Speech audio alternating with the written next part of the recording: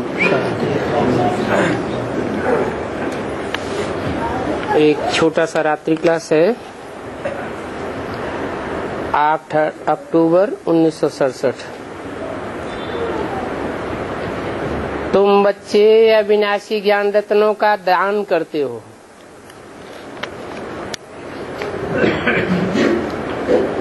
किससे बोला? तुम बच्चे किससे बोला?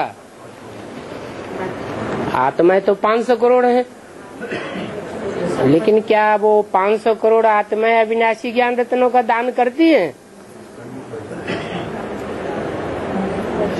विनाशी रत्न तो बहुत कमाते हैं। जो भी मनुष्य मात्र हैं सब विनाशी धन कमाने वाले बने जन्म जन्मांतर से। लेकिन तुम बच्चे अविनाशी रत्न दान करते हो। वो तुम बच्चे कौन है? हाँ, भगवान बाप जब आते हैं अपना घर परम धाम छोड़कर कलयुग के अंत और सतयुग के आदि में, तो साबित हो जाता है कलयुग के अंत में किस लिए आते हैं? सतयुग का आदि कराने के लिए। सतयुग है ही सत्य की दुनिया और कलयुग है झूठ की दुनिया। तो झूठ की दुनिया में सब हैं झूठे रतन दान करने वाले। झूठा रतन कहा जाता है धन संपत्ति को, कि विनाशी धन संपत्ति है। जिनकी बुद्धि विनाशी धन संपत्ति में कमाने में लगी हुई है, उनको बाप कहते हैं तुम्हारी किस्मत फूटी हुई है। क्योंकि विनाशी धन के 4 अंजाम होने वाले हैं। किसकी दबी रही धूल में किसकी राजा खाए, और किसकी ले जाएंगे चोर लुटेरे। बाकी की आग जलाए। ये एटम बमों की आग में कुछ भी बचेगा नहीं। तो तुम बच्चे तो बहुत भाग्यशाली हो जो अविनाशी ज्ञान रत्नों का दान करते हो। और ये अविनाशी ज्ञान रत्न अविनाशी बाप से मिलते हैं। 84 के चक्र में आते आते 84 बाप से जो मिला वो विनाशी धन मिला। एक जन्म चलता है, वो भी चले चले न चले। और जो जन्म जन्मांतर का बाप बेहद का बाप है, उससे बेहद का अविनाशी ज्ञान रत्नों का दान मिलता है।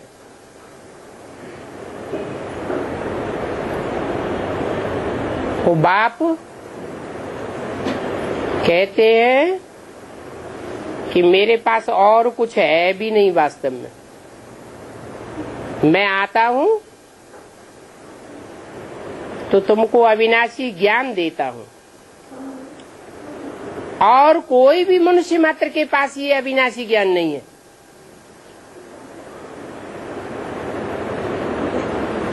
क्योंकि सब जन्म मरण के चक्र में बंधी हुई आत्माएं हैं।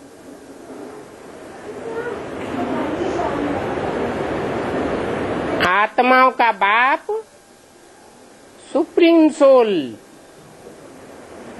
शिव, वो शिव ही कल्याणकारी है। अनेक जन्मों का कल्याण करता है।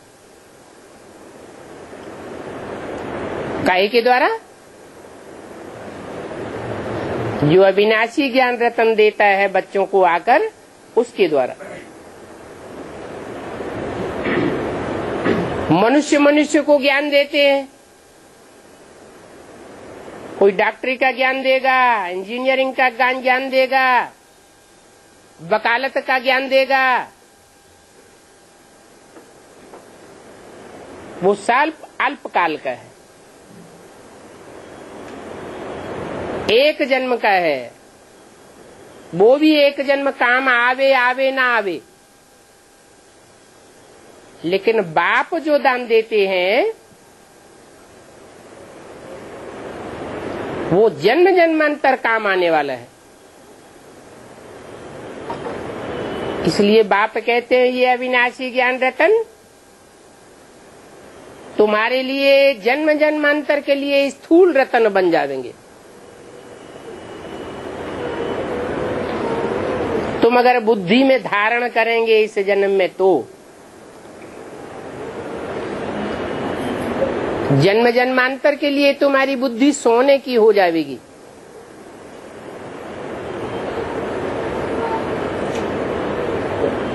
तुम प्राप्त करते हो तो तुम दान भी करते हो।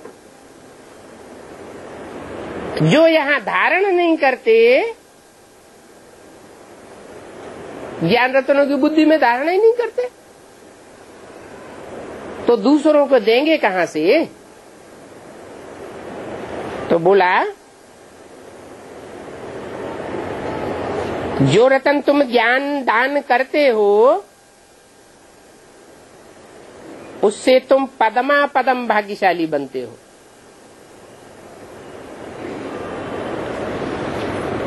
तो लखपति करोड़पति अरबपति बनते हैं और तुम पदमा पदम माने असंख्य रूप से तुम प्राप्ति करते हो।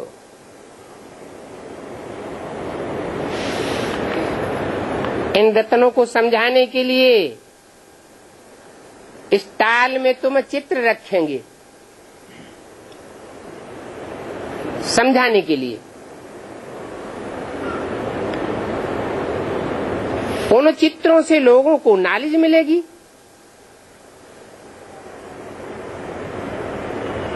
बाप कहते हैं चित्रों से नॉलेज तो मिलती है, लेकिन नॉलेज है मुझ बाप को पहचानने की और अपने आप को पहचानने की।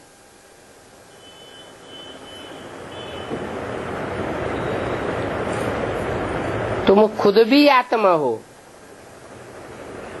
बिंदु बिंदु आत्मा, भ्रकुटी के बीच में निवास करने वाला स्टार।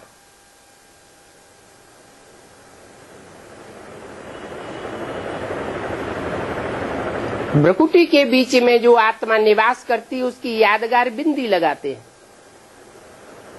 टीका लगाते हैं कि आत्मा यहाँ टिकी हुई है। वो आत्मा का बाप है परमपिता परमात्मा शिव,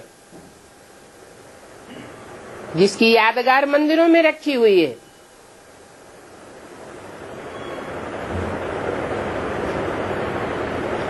वो भी बिंदु है, स्टार है।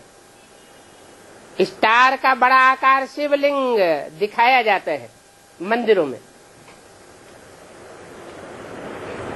वो शिव सब आत्माओं का बाप है।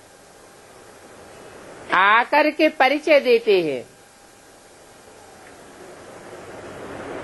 कि मैं तुम्हारे शरीरों का बाप नहीं हूं।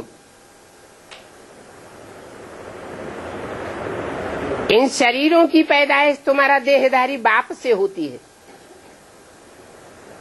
मैं तुम्हारी आत्मा का बाप हूं। शरीर है विनाशी और इन विनाशी शरीरों का बाप भी विनाशी। आत्मा है अविनाशी। इन बिंदु बिंदु आत्माओं का बाप परमपिता परमात्मा भी अविनाशी है। उसका नाम है शिव अर्थात कल्याणकारी। और कोई आत्मा का नाम नहीं होता जब तक शरीर धारण न करे। लेकिन परमपिता परमात्मा की आत्मा का नाम है शिव। क्यों? इसलिए कि वो सदैव आत्मिक स्थिति में रहने वाला है। अपनी आत्मिक स्थिति को कि मैं ज्योति बिंदु आत्मा हूं, इस बात को कभी भूलने वाला नहीं है। इसलिए उसको सदा शिव कहा जाता है। और जो भी सुनाता है वो अविनाशी ज्ञान कल्याणकारी ज्ञान है। एक एक वाक्य, एक एक शब्द कल्याणकारी है। कोई भी हालत में अकल्याण हो ही नहीं सकता। मनुष्य गुरु जन्म जन्मांतर से सुनाते चले आए। दुनिया के अंदर प्यार, सौहार्द, स्नेह, सहयोग की भावना घटती गई। सब एक दूसरे के दुश्मन बने पड़े हैं। तो मनुष्य गुरुओं के ज्ञान सुनाने से दुनिया नीचे गिरती गई और परमात्मा बाप आकर के जो ज्ञान रतन देते हैं उससे कलयुगी दुनिया बदल करके सतयुगी दुनिया बन जाती है। जिस सतयुगी दुनिया में लक्ष्मी नारायण का राज्य होगा। आज भारतवर्ष में घर घर में सत्यनारायण की कथा होती है। जरूर सत्यनारायण ने ऐसा सत्य ज्ञान सुनाया होगा जो उन्हें परमपिता परमात्मा शिव से मिला था।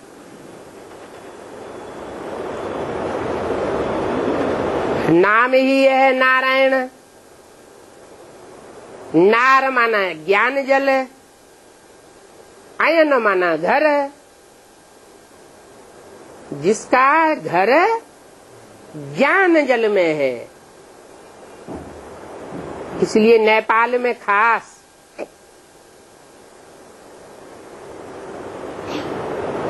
विष्णु को शेष सैया पर तालाब में दिखाया है।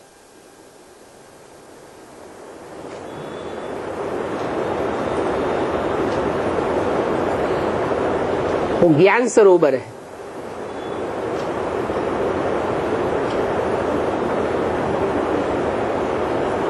ज्ञान मान सरोवर कहें।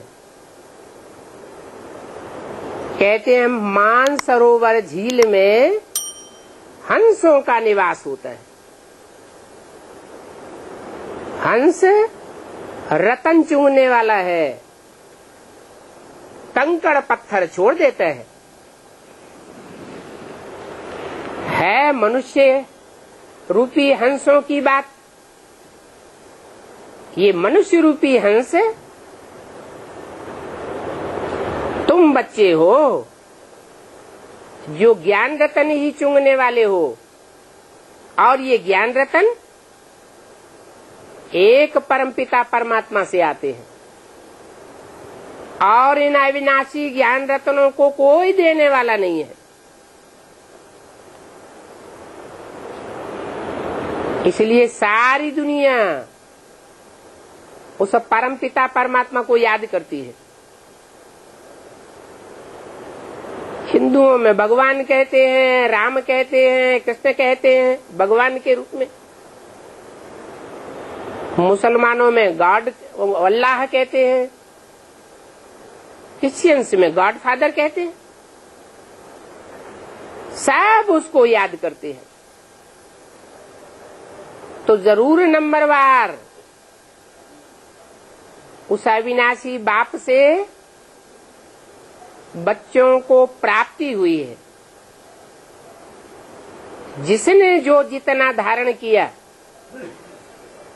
और दूसरों को धारण कराया, वो उतना जन्म जन्मांतर के लिए प्राप्ति करते हैं परमपिता परमात्मा से। इसलिए लोग कहते हैं कि भगवान ने जब भाग्य बांटा था तो तुम कहाँ सोए हुए थे। शास्त्रों में तो लिख दिया है कि भगवान हर युग में आता है, लेकिन हर युग में उसको आने की दरकार नहीं है। लौकिक बाप भी अपने बच्चों के लिए मकान तब बनाता है जब पुराना मकान जरा जीर्ण हो जाता, दुखदाई हो जाता। ये पारलौकिक बाप जो आत्माओं का बाप है, वो भी षष्ठी पर तब आता है जब ये षष्ठी रूपी मकान पुराना हो जाता है। सतयुग में नया था, उसके बाद त्रेता युग बीता, द्वापर युग बीता,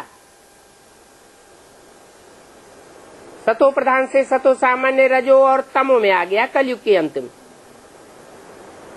अब कलयुग अंत में जब ये तमो प्रधान दुनिया बन जाती है तो सब एक दूसरे के दुश्मन बन जाते हैं। जानवर इतने खतरनाक नहीं है, मनुष्य आत्मा एक दूसरे के लिए इतना खार खा के बैठती है कि संसार में एटम बम बना के रख लेते हैं। इतना खतरनाक औजार जो सारी दुनिया को काल के गाल में ढकेलने के लिए तैयार हुआ बैठा है। गीता में लिख दिया है कि भगवान ने अपना विराट रूप दिखाया तो अर्जुन को मुंह फाड़ के दिखा दिया कि देखो ये सारी दुनिया मेरी दाढ़ों के बीच में चबाई जाने वाली है। कौन सी दाढ़ें हैं? यही एटम बम रूपी दाढ़ है जो ऊपर आसमान में भी तैर रही है और समुद्र के अंदर, पृथ्वी के अंदर भी वो बम छुपाए हुए हैं।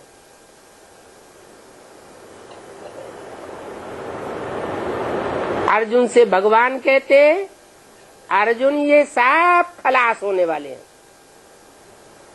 इन आंखों से तुम जो कुछ देखते हो सब भस्म होने वाला है।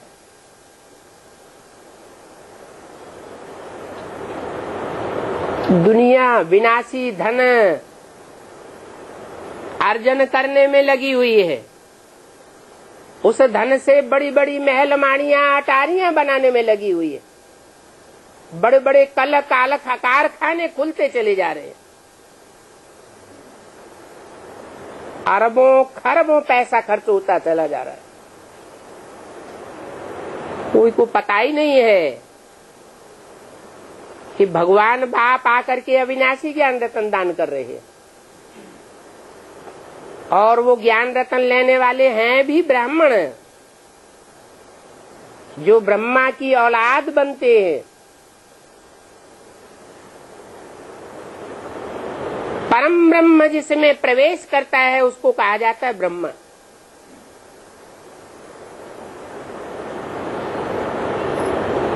ब्रह्मा में प्रवेश कर जो मुख से ज्ञान सुनाते हैं, ब्रह्मा के मुख से उस ज्ञान को जो धारण करते हैं और दूसरों को धारण कराते हैं, ये धंधा करने वालों को कहा जाता है ब्राह्मण।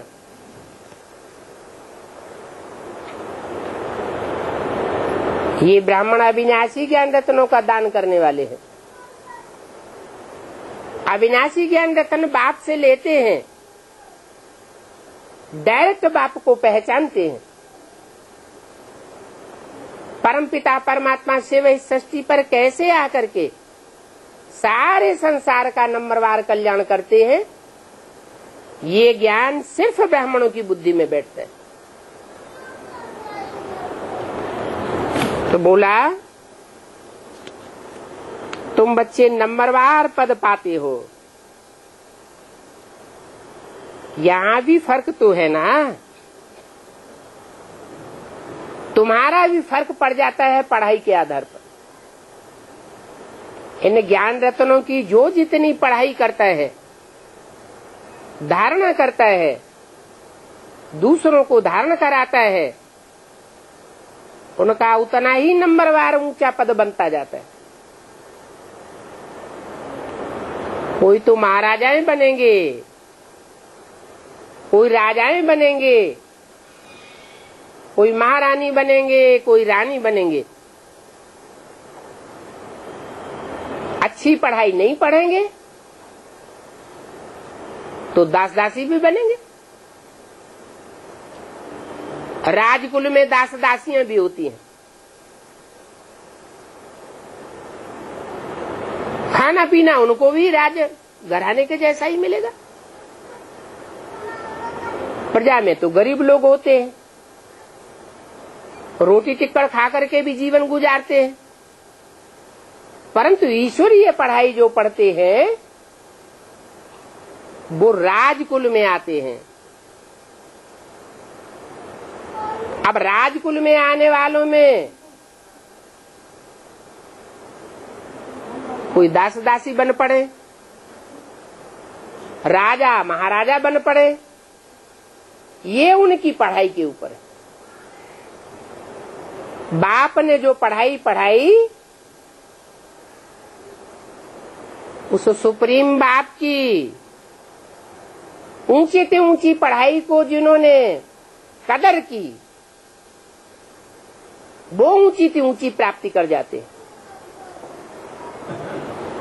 नहीं तो कोई बताए कि दुनिया में इतने बड़े बड़े हिस्ट्री में राजाएं हुए, उन राजाओं को राजाई करना किसने सिखाया? ये राजाई की पढ़ाई किसने पढ़ाई और कब पढ़ाई? सिर्फ गीता में लिखा हुआ है कि भगवान ने राजयोग सिखा करके राजयोग की पढ़ाई पढ़ाई।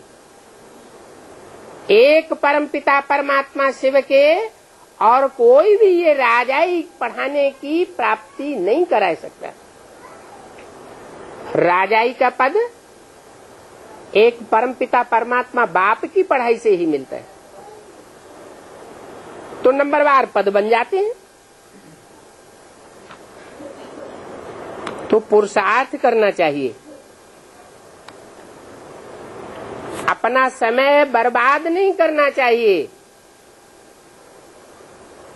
क्योंकि इस अंतिम जन्म में ही, कलयुग के अंत में, जब एटम बम बन चुके हैं दुनिया को ध्वंस करने के लिए,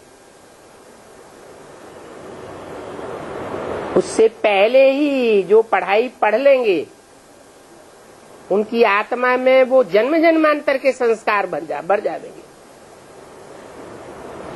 तो समय क्यों बर्बाद करना चाहिए? और युगों में और जन्मों में तो परमात्मा बाप आता ही नहीं है, वो तो आता ही है अंतिम जन्म में, अंतिम युग में, अंतिम युग के भी अंतिम चरण में। आज से 70 साल पहले न भगवान बाप आया था और न एटम बम बने थे। 70 साल के अंदर ही भगवान बाप आते हैं, बच्चों को ज्ञान रतन देते हैं, और जो उसके बच्चे बनने वाले नहीं हैं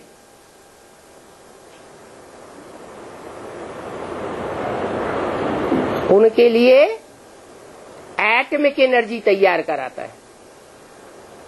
जो अपने ही अहंकार में रहते हैं,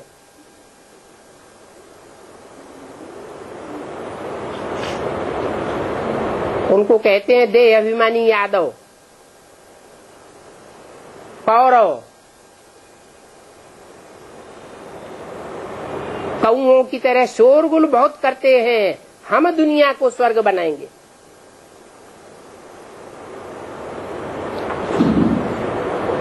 और गंद ही गंद खाते जाते हैं, गंद ही गंद दुनिया में फैलाते जाते हैं।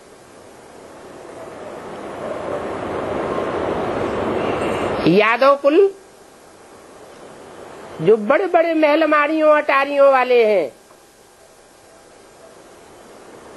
100-100 मार की बिल्डिंग्स बनाते रहते हैं।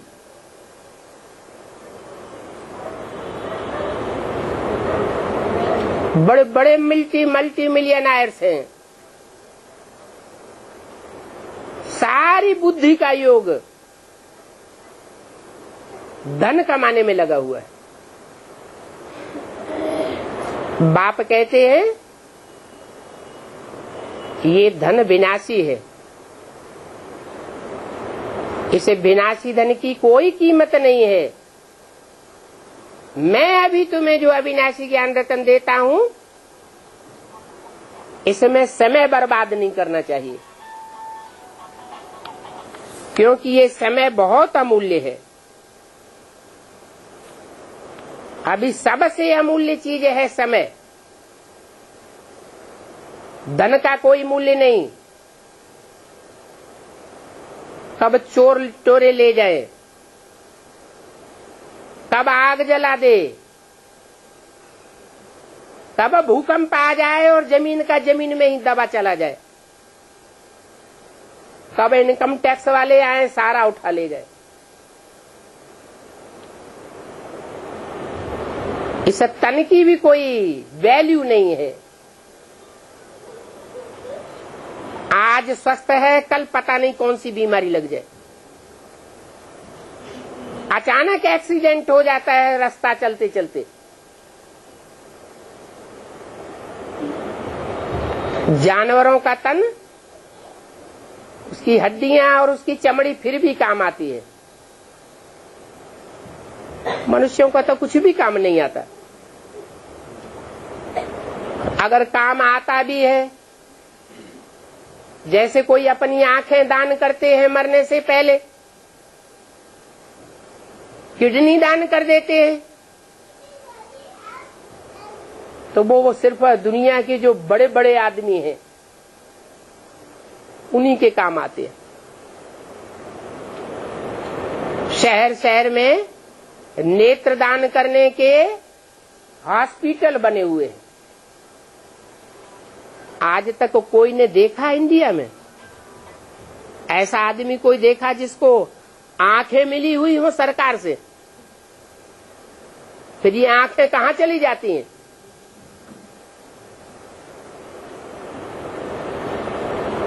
हॉस्पिटल्स में जो आंखें दान की जाती हैं वो कहां चली जाती? सब विदेशों में जाकर के बेच दी जाती है। लाखों करोड़ों रुपए कमाते हैं। भारत तो गरीब देश है, भारतवासियों को कुछ प्राप्ति नहीं होती। तो मनुष्य का तन भी काम आने वाला नहीं। हाँ, तब काम आ सकता है जब इस तन से ईश्वरीय ज्ञान की पढ़ाई का पुरुषार्थ किया जाए। तो जन्म जन्मांतर की प्राप्ति ये तन करा सकता है, नहीं तो कोई वैल्यू नहीं। धन की कोई वैल्यू नहीं, तन की कोई वैल्यू नहीं। और मन तो सुबह से लेकर के शाम तक और रात को सोते सोते में दुनिया में कहां कहां भटकता रहता है। इसकी तो ताकत वैसे ही बिखर रही है। धन तो फिर भी बैंक बैलेंस में इकट्ठा कर लेते हैं, मन तो इकट्ठा होता ही नहीं, एकाग्र होता ही नहीं, क्योंकि गुरुओं ने उल्टी बात पढ़ाई हुई है कि भगवान सर्वव्यापी है, मेरे में है, तेरे में है, तुंडे तुंडे हर जगह है, कण कण में व्यापक है। तो कहां याद करेंगे? बुद्धि बिखर जाएगी ना। तो मन की भी कोई वैल्यू नहीं रही। हाँ, मन की वैल्यू तब हो सकती है जब भगवान आकर के जो ज्ञान रत्न सुनाते हैं उन ज्ञान रत्नों पर कोई ध्यान दे और भगवान को पहचाने, अपने आप को पहचाने कि मैं आत्मा जन्म जन्मांतर कौन सा पार्ट बजाने वाली आत्मा हूं। 84 के चक्र में मैंने कहां कहां कैसे कैसे पार्ट बजाए हैं। दुनिया की हिस्ट्री में, हिंदुस्तान की हिस्ट्री में मेरा कहां कहां क्या पार्ट रहा है।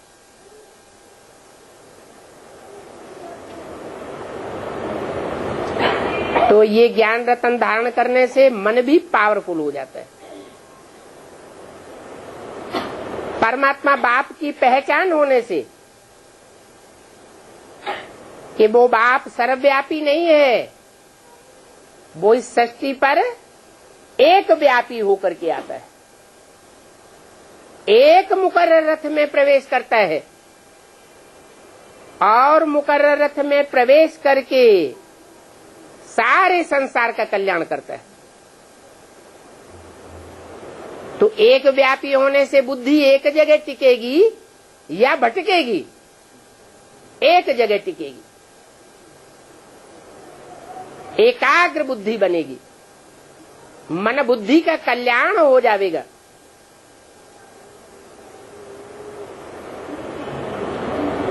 तो मन की भी वैल्यू तब है जब परमात्मा बाप के ज्ञान में बुद्धि लगाई जाए। नहीं तो मन से जो संकल्प चलते हैं दिन और रात, स्वप्न में भी, वो बुद्धि को बिखेर देते हैं। विस्तार में बुद्धि चली जाती है। मन के संकल्पों की एकाग्रता न होने से वो संकल्प सिद्ध नहीं हो पाते। तो मन की भी कोई वैल्यू नहीं। समय की वैल्यू है। आज मनुष्य के पास समय नहीं है। धन भी जेब में से निकाल के दूसरों को दे देगा, तन का सहयोग भी करेगा,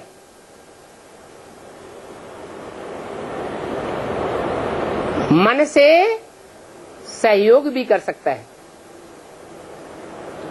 लेकिन किसी से कहो तो कहेगा हमारे पास टाइम नहीं है। इसलिए समय की बहुत वैल्यू, और तब वैल्यू और ज्यादा बढ़ जाती है जब बुद्धि में ये बात बैठ जाए कि भगवान बाप सिर्फ कलयुग के अंतिम चरण में आता है, अंतिम जन्म में आता है, और फिर 5000 वर्ष तक कभी नहीं आवेगा।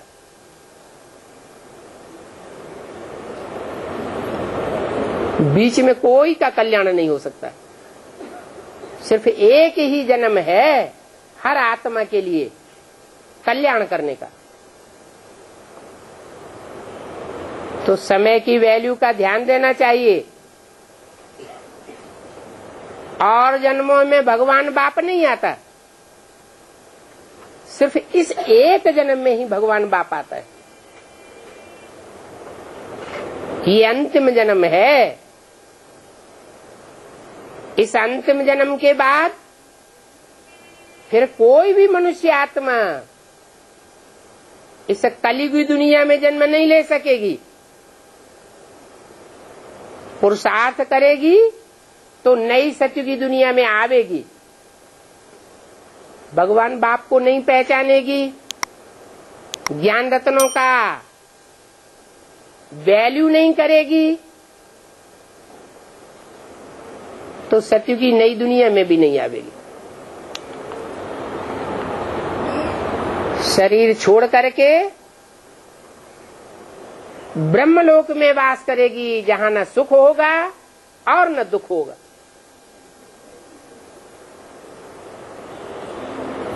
लंबे समय तक भी कोई आत्मा वहां वास कर सकती है, और वहां तो आत्मा का कोई अस्तित्व ही नहीं। जैसे आत्मा जब तक शरीर धारण न करे तब तक न सुख भोग सकती है न दुख भोग सकती है।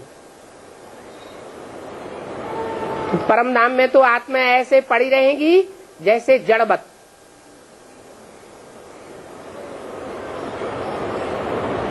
सारी आत्माएं शरीर छोड़ छोड़ करके एटम बमों के विनाश में परमधाम वापस जाएंगी।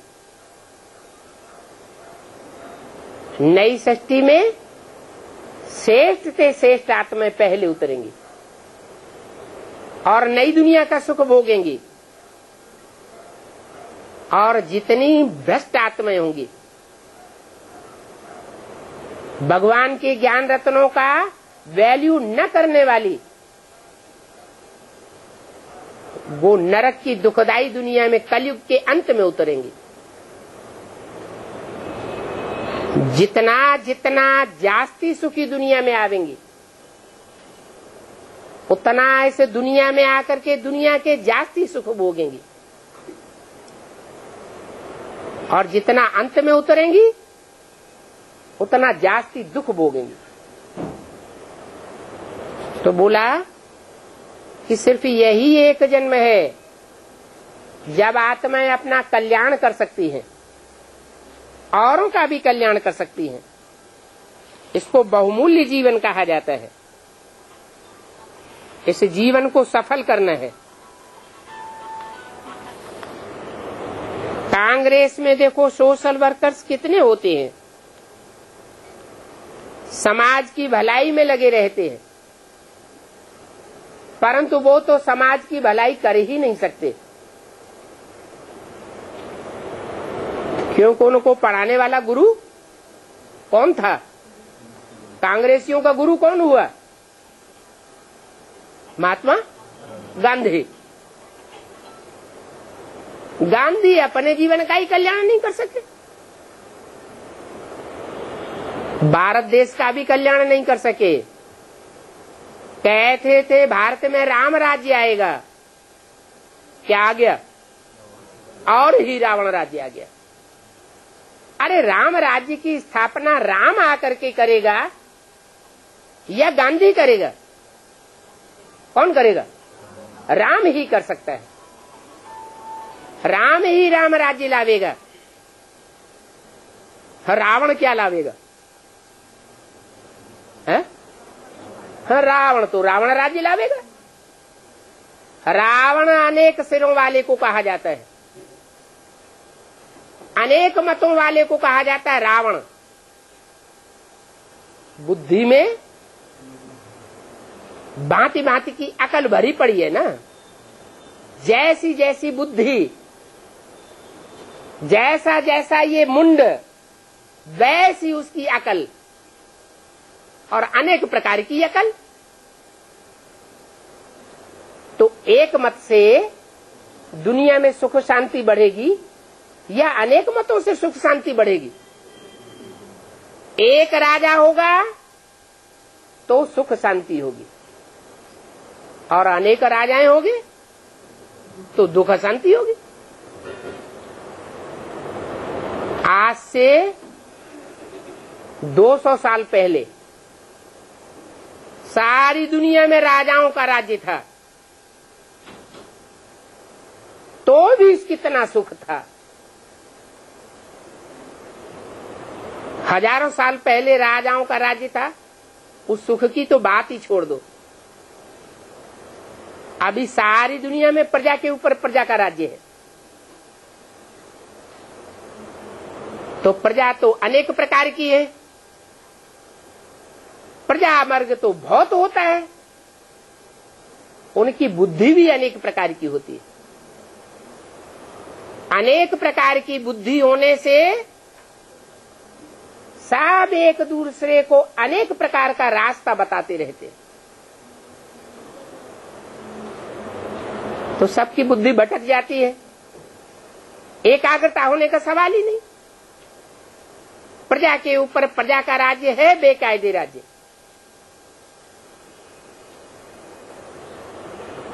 ये है रावण राज्य, 10 सिरों का राज्य। क्योंकि सारी दुनिया आज मुख्य मुख्य 10 धर्मों में बटी हुई है। जो 10 धर्म पिताएं दुनिया में हिस्ट्री में हुए हैं, उन 10 धर्म पिताओं को मोस्टली फॉलो करने वाले लोग हैं। वो हैं देहधारी धर्मगुरु धर्म पिताएं। वो देहधारी धर्मगुरु अपने अनेक जन्मों को नहीं जानते हैं,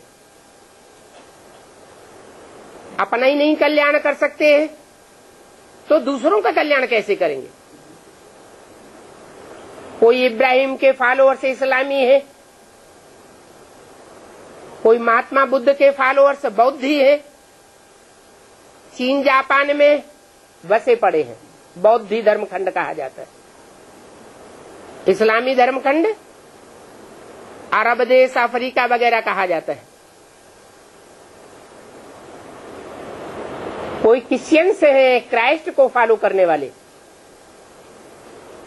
आज दुनिया में सबसे जास्ती उनकी आबादी है। उनका राज्य फैला पड़ा है। कोई टाइम ऐसा था कि दुनिया में जहां जहां क्रिश्चियंस का राज्य था, कहा जाता था कि क्रिश्चियंस के राज्य में सूर्य कभी अस्त नहीं होता। माना सारी दुनिया में क्रिश्चियंस का राज्य फैल गया।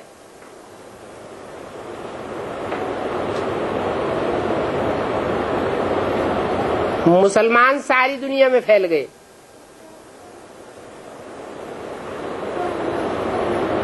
तो ये 10 धर्म पिताएं जैसे सारी दुनिया को कंट्रोल करने वाले बन गए। इनकी बुद्धि में से जो ज्ञान निकला, विनाशी ज्ञान, वो सारी दुनिया को नीचे गिराता चला गया। दुनिया में एक दूसरे के प्रति वैमनस्य फैल गया। सब एक दूसरे को काटते रहते हैं।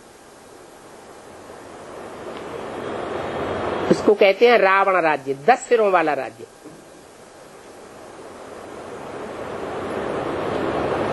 इस रावण राज्य में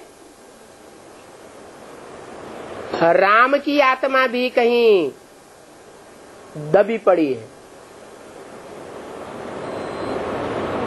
कलयुग के अंत में राम वाली आत्मा भी कहीं है। ऐसे नहीं कि वो आत्मा का विनाश हो जाता है त्रेता युग के बाद। हे कृष्ण नारायण वाली आत्मा, वो भी इस दुनिया में कहीं है। दुनिया नहीं जानती। भगवान बाप आकर के बताते हैं कि इस दुनिया के जो हीरो हीरोइन हैं, राम और कृष्ण वाली आत्माएं, वो इस रावण राज्य में आकर के धूल में मिल जाती है। भगवान बाप आकर के उनकी पहचान देता है। कौन राम की आत्मा है, कौन कृष्ण की आत्मा है, कौन राधा की आत्मा है, कौन सीता की आत्मा है, कौन जगदम्बा की आत्मा है।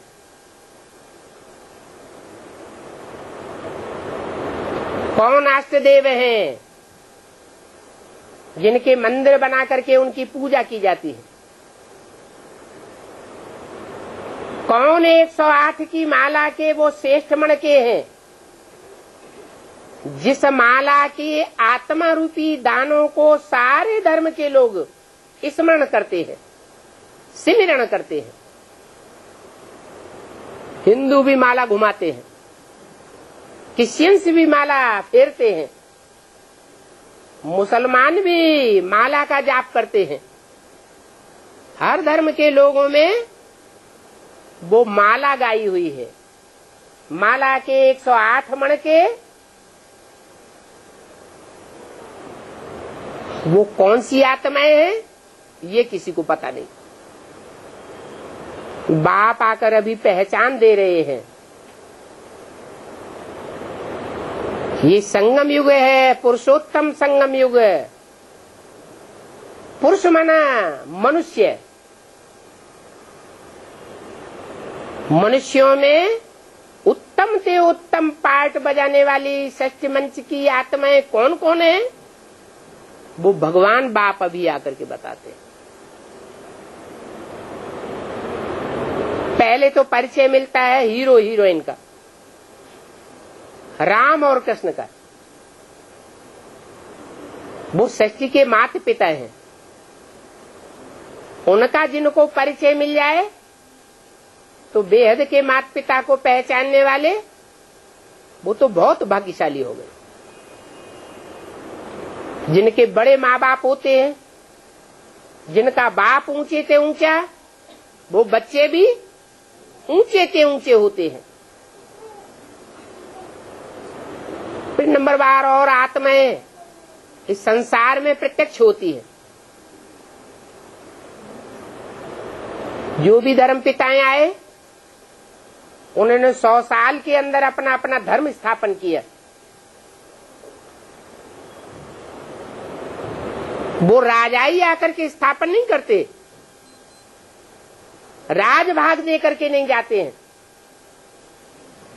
एक परमपिता परमात्मा शिव ही ऐसा है जो ऊंचे के ऊंचे सनातन देवी देवता धर्म की स्थापना भी करता है और धर्म स्थापना के साथ साथ देवताओं के राज्य की स्थापना भी करके जाता है। ये दैवी राज्य की स्थापना भी हो रही है। पूरी राजधानी स्थापन हो रही है। राजधानी में ऊंचे से ऊंचे पद भी होते हैं और नीचे से नीचे पद भी होते हैं। ये पदों का डिक्लेरेशन अभी 30 साल के अंदर होने वाला है। 70 साल तो पूरे हो गए। जैसे और धर्म पिताओं ने 100 साल के अंदर अपने धर्म स्थापन किए, ऐसे भगवान बाप भी आकर के 100 साल के अंदर आदि सनातन देवी देवता धर्म की स्थापना करके जाता है। और वो भी सिर्फ भारतवर्ष में होती है। भारतवासी बड़े भाग्यशाली हैं जो भगवान भारत में ही आता है, दूसरे देशों में नहीं आता। क्यों? क्योंकि दूसरे देश में पवित्रता को उतना मान नहीं है, ब्रह्मचर्य जीवन का उतना मान नहीं है जितना भारतवर्ष में है। दूसरे देशों में, दूसरे धर्म के लोगों में ये आस्था होती है कि जितने जास्ती बच्चे पैदा करें, जितनी जास्ती जनरेशन बढ़े, उतना अच्छा है, उन्हें इनाम भी मिलता है। कुत्ता कुतियों जैसे बच्चे पैदा करते रहते, ढेर के ढेर। भारतवर्ष में तलाक प्रथा अच्छी नहीं मानी जाती और विदेशों में डाइवोर्स देना आम बात। एक का मूत पिया फिर छोड़ दिया, दूसरे का मूत पिया फिर छोड़ दिया, फिर तीसरे का मूत पिया। जैसे जानवर होते हैं ना, ऐसे जानवरों जैसी बुद्धि बन गई। बुद्धि में बैठता नहीं जो गीता ज्ञान में लिखा हुआ है कि स्त्रियां जब प्रदूषित हो जाती हैं तो सारी जनरेशन खराब हो जाती है। भारतवर्ष में सदैव इस बात को मान्यता दी गई है कि कन्याओं माताओं की सुरक्षा की जाए, उनमें कोई प्रदूषण न फैलने पाए। भारतवर्ष में उस स्त्री का बड़ा मान होता है जो सारे जीवन में एक पति का अनुगमन करती है। सती साध्वी कही जाती है, सत्य वाली कही जाती है। ऐसी सत्य वाली स्त्रियां, कन्याएं माताएं भगवान बाप के कार्य में सहयोगी बनती हैं और सतयुग की स्थापना के निमित्त बनती हैं। उनको शिव शक्तियां कहा जाता है। जो काम दुनिया के कोई भी मनुष्य मात्र नहीं कर सके, वो काम शिव शक्तियां पूरा करती हैं। इसलिए बाप कहते हैं कि तुम कन्याओं माताओं के द्वारा बाप आकर के स्वर्ग की स्थापना करते हैं। स्वर्ग का गेट कन्याओं माताओं के द्वारा खोला जाता है। वो गुरु लोग सिखाते हैं नारी नरक का द्वार। नारी नरक का द्वार खोलती है, इसलिए हम नारी को छोड़ करके जंगल में चले जाते हैं। वो गुरुओं ने सिखाया, मनुष्य गुरुओं ने। और भगवान बाप कहते हैं नारी ही स्वर्ग का द्वार खोल सकती है। पुरुष सब दुर्योधन दुशासन वृत्ति वाले हैं, वो स्वर्ग का द्वार नहीं खोल सकते, वो तो और ही नरक बनाते हैं।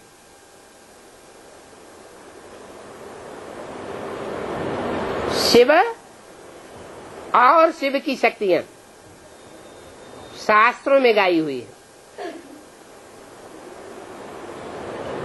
शिव ने शक्तियों के द्वारा भारतवर्ष में आज सनातन देवी देवता धर्म की स्थापना की और शक्तियों के द्वारा ही असुरों का संहार किया। अभी बाप फिर आया हुआ है। नई दुनिया की स्थापना होने वाली है। उसका पक्का प्रूफ भी मिल रहा है। भगवान बाप आते हैं तो 3 मूर्तियों के द्वारा संसार में उजागर होते हैं, इसलिए त्रिमूर्ति शिव कहा जाता है। पहली मूर्ति ब्रह्मा, दूसरी मूर्ति शंकर और तीसरी मूर्ति विष्णु। इन 3 मूर्तियों के द्वारा सारे विश्व के ऊपर विजय प्राप्त करा के जाते हैं 100 वर्ष के अंदर। इसलिए इनकी यादगार में हमारे भारतवर्ष में 3 शरीर रूपी वस्त्रों की यादगार झंडा बनाया हुआ है। झंडा ऊंचा रहे हमारा, विश्व विजय करके दिखलावे। झंडा उठाने वाले जानते ही नहीं है कि कपड़े का झंडा कभी विश्व विजय नहीं करता।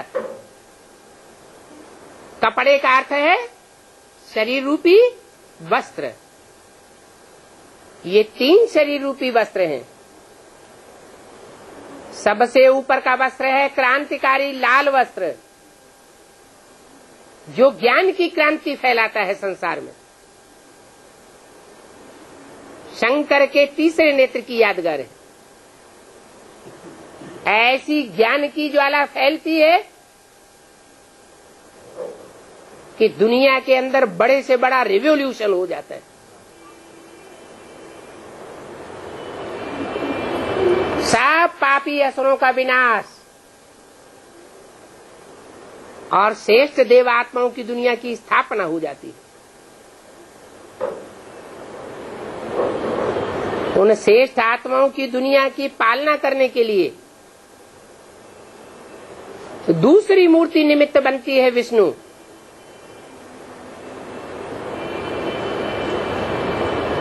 और इन दोनों मूर्तियों से प्रत्यक्ष होने से पहले ब्रह्मा की मूर्ति बनती है ब्राह्मण धर्म की स्थापना के निमित्त। ब्रह्मा के मुख से ब्राह्मण पैदा हुए। वो पंडित लोग तो समझते हैं, समझाते हैं कि ब्रह्मा के मुख में कोई मशीन रखी होगी, वाह किया और ब्राह्मण निकल पड़े। अब ऐसा तो होता नहीं है। भगवान बाप शिव जिस मनुष्य तन में प्रवेश करते हैं उसका नाम ब्रह्मा रखते हैं। ब्रह्मा के मुख से जो भगवान का ज्ञान सुनते हैं, अविनाशी ज्ञान रतन दूसरों को दान करते हैं, वो ब्राह्मण कहे जाते हैं। वो ब्राह्मण 100 देवता बनते हैं। इसलिए आज भी भारतवर्ष में घर घर में ब्राह्मणों को खिलाया जाता है, ब्राह्मणों की पूजा की जाती है। लेकिन आज के ब्राह्मणों की तो बात ही नहीं है। ये तो ब्रह्मा मुख से डायरेक्ट पैदा होने वाले ब्राह्मणों की बात है। उन ब्राह्मणों ने अपना जीवन बनाया था, ब्रह्मा के मुख से वाणी सुन करके अपने को ब्राह्मण बनाया, और वो वाणी जो जो सुनते जाते हैं उनका भी जीवन में कुछ न कुछ कल्याण होता जाता है। तो बाप कहते हैं तुम बच्चे अभी इस अंतिम जन्म में अविनाशी ज्ञान रत्नों का दान करने वाले हो, और तो दुनिया में कोई जानता ही नहीं है। तो अभी समय सफल करना है। जैसे कांग्रेस में सोशल वर्कर्स होते हैं, उनकी देखो कितनी इज्जत होती है, ऐसे तुम भी सोशल वर्कर हो। समाज का, सोसाइटी का कल्याण करने वाले हो।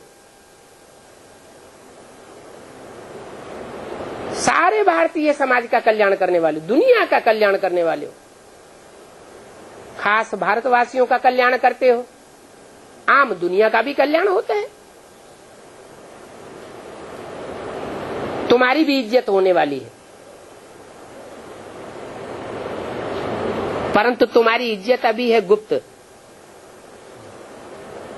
तुम गुप्त पांडव हो। पांडव गुप्त होकर घूमते थे ना, अंत में तुम बच्चे भी प्रत्यक्ष हो जाएंगे। गायन भी है, छुपा रुस्तम बाद में खोले। तुम सब छुपे हुए रुस्तम हो। दुनिया तुमको नहीं जानती है। जैसे वो मिलिट्री होती है, अंडरग्राउंड मिलिट्री, ऊपर से कुछ पता ही नहीं चलता कि यहाँ जमीन के अंदर मिलिट्री छुपी हुई होगी। जब कोई आक्रमण होता है तो मिलिट्री बाहर आ जाती है। ऐसे ही इस दुनिया में रावण का अंतिम चरण में बहुत जोर से आक्रमण होता है, खास करके भारतवर्ष में। तो तुम्हारी रूहानी मिलिट्री बाप ने तैयार की हुई है। उस समय तुम दान करते हो इन रूहानी ज्ञान रत्नों का। तुम्हारे रूहानी अस्त्र शस्त्र है। उस समय तुम्हारी बहुत इज्जत हो जाएगी। दुनिया में जो धंधे फैले हुए हैं, अभी उनकी बहुत इज्जत है।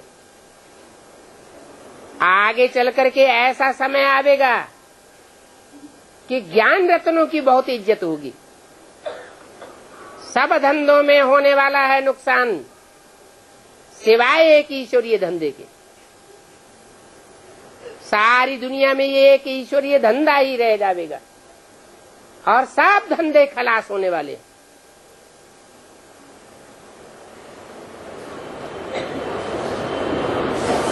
तो कितना समय की वैल्यू देना चाहिए? अभी शांति का टाइम है। शांति के टाइम में जितना ज्ञान धारण कर सकते हैं, उतना अशांति के टाइम में नहीं धारण कर सकेंगे। अभी जो जितना ज्ञान रतन लेना चाहे, अपनी झोली भर सकता है। भक्ति मार्ग में कहते भी हैं शंकर के आगे जाकर, भर दे झोली, भर दे झोली। अब शंकर खुद ही लंगोटिया, दूसरों की झोली कहां से भरेगा? जानते नहीं है कि शंकर में शिव प्रवेश करता है। जो शिव जन्म मरण से न्यारा है, वो सदैव सदा शिव है, सदैव आत्म की स्थिति में रहने वाला है। इसलिए वो हमारे आगे पीछे के जन्मों को जानता है। हम अपने आगे पीछे के जन्मों को नहीं जानते। जानने के लिए उस सुप्रीम बाप को सब याद करते हैं। शंकर भी याद करता है। शंकर को याद में बैठा हुआ दिखाते हैं। किसकी याद करता है? उसी शिव की याद करता है जो यादगार मंदिरों में दिखाया गया है। बीच में शिवलिंग होता है और बाजू में और देवताओं के साथ मुख्य स्थान पर शंकर की मूर्ति होती है। तो वो सात देवताएं, चाहे महादेव शंकर हो, चाहे नंबरवार देवताएं हो, सब उस एक को याद करते अपने ब्राह्मण जीवन में। अभी वो टाइम चल रहा है, ब्राह्मणों की भी 9 कुरियां होती हैं। कोई कश्यप गोत्र का ब्राह्मण, कोई भारद्वाज गोत्र का ब्राह्मण, कोई पाराशर गोत्र का ब्राह्मण, एक से एक ऊंचे और एक से एक नीचे दिखाई जाते हैं। अभी वो ब्राह्मण तैयार हो रहे हैं।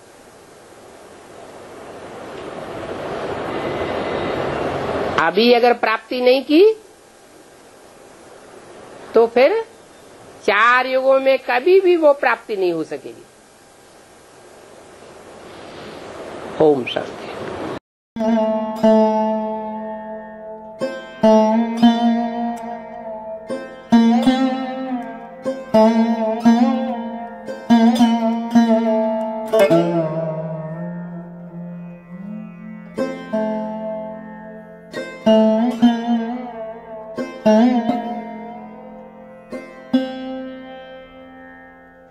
Mm-hmm.